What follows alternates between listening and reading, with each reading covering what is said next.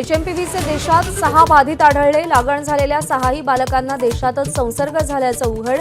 केंद्रीय आरोग्य मंत्र्यांकडून action plan जाहीर।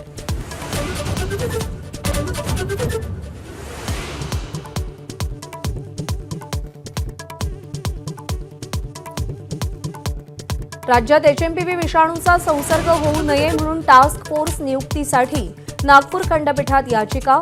उद्या याचिकेवर सुनावणी।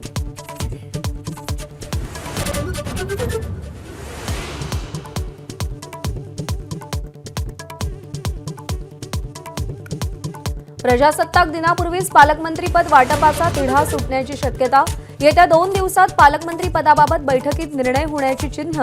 राष्ट्रवादीची अंतिम यादी लवकरच जाहीर होणार।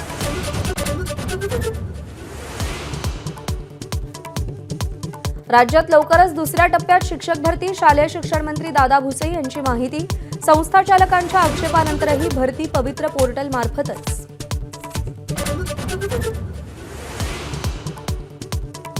देशात पहिल्यांदाच सगळ्या शाळांमध्ये महिला शिक्षकांची संख्या पुरुषांपेक्षा जास्त। देशातील 98 लाख शिक्षकांपैकी महिला शिक्षकांची संख्या 52,03,000।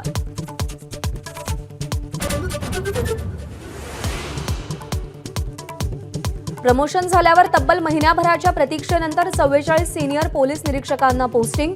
सिनियर पीआयच्या मुंबई बाहेर केलेल्या बदल्यांनाही स्थगिती। एसी लोकलमधल्या फुकट्या प्रवाशांना आता 1000 रुपयांचा दंड। फर्स्ट क्लास आणि स्लीपरसाठीही वेगवेगळ्या दंडाची तरतूद। प्रस्ताव मंजुरीसाठी रेल्वे बोर्डाकडे।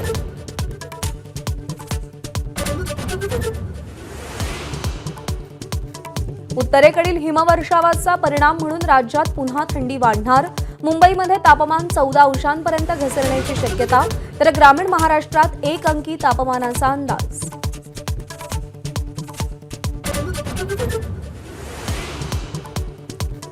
तुळजाभवानी देवीच्या गाभाऱ्याला पुरातन झळाळी। गाभाऱ्यातील ग्रॅनाइट काढून कायापालट। देवीच्या मंचकी निद्रेच्या काळात मुक्त गाभाऱ्याचा जीर्णोद्धार।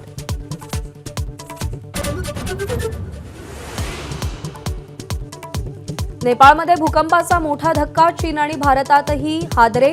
रिश्टर स्केलवरती 7 तीव्रतेचा भूकंप। दिल्ली, एनसीआर, बिहार आणि बंगालमध्येही भूकंपाचे धक्के। एबीपी माझा, उघडा डोळे बघा नीट।